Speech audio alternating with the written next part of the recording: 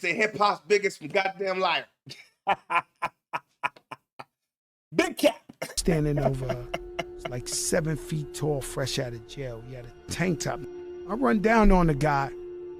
I give it to him. 10 years old. Ha! I once robbed my whole gym. The whole gym. Like 70 like kids robbed without a gun. Like, yo, everybody give me your coats, give me your Walkmans. I couldn't even carry it. Some of the guys I robbed had to help me carry the stuff with me.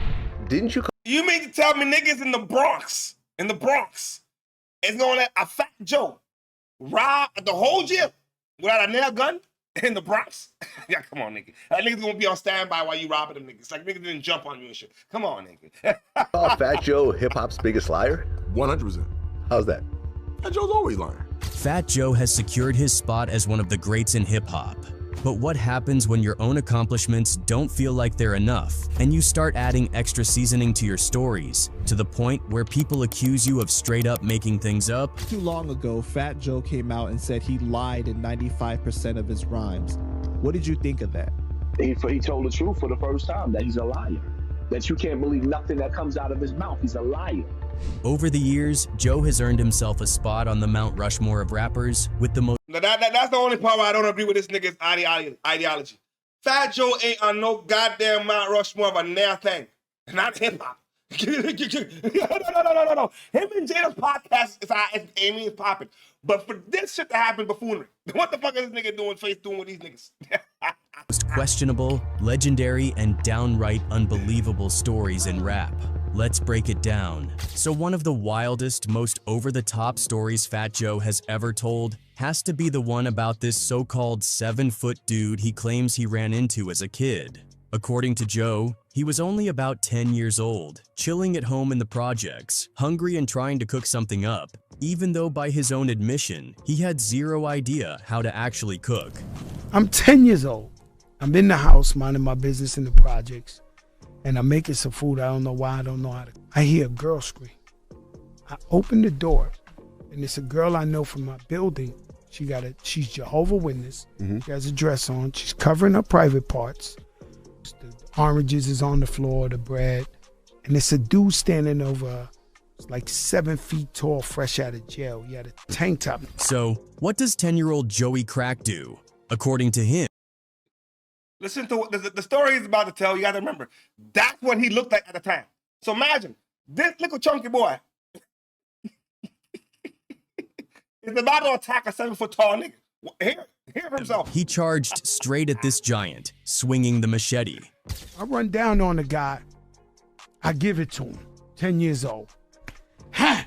Now, I know if you're a coward, you don't believe this story, you don't understand it, you might have called 911, screamed. No, I gave it to him. I hit him on the other side. Ha! Oh, this guy's like, well, he's a grown man, 7 feet tall. He realizes, oh, this is just a fat little kid, 10 years. The girl, who Joe described as... In that picture, that fat little kid would have ran. What are we talking about, bro? Come on, man. Who would have ran for help? What are we talking about? He what he looked like. A chunky little boy. Probably the most decent girl in the whole project, begged him not to tell anyone. Her family was strict, and she didn't want the story getting out and causing her trouble. So Joe says he kept the whole thing to himself for decades. She begged me, because her family was so strict to not tell a story.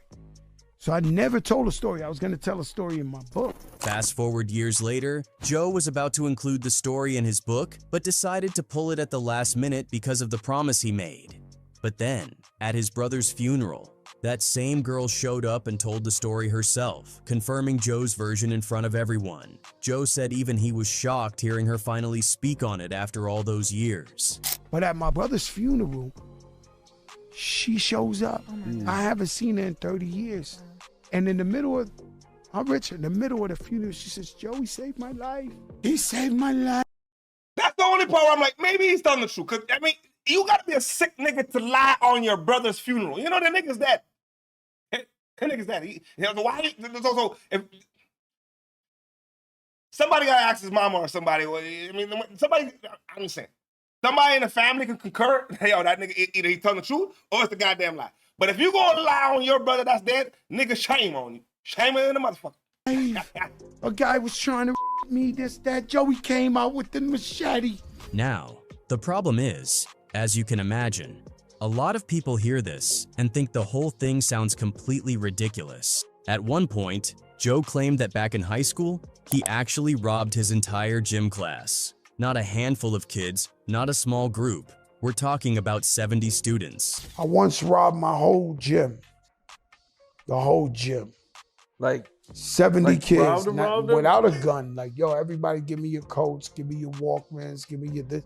I couldn't even carry it. Some of the guys I robbed had to help me carry the stuff with them. He said he robbed 70 kids by himself at no weapon, at hand point. Went around, robbed everybody.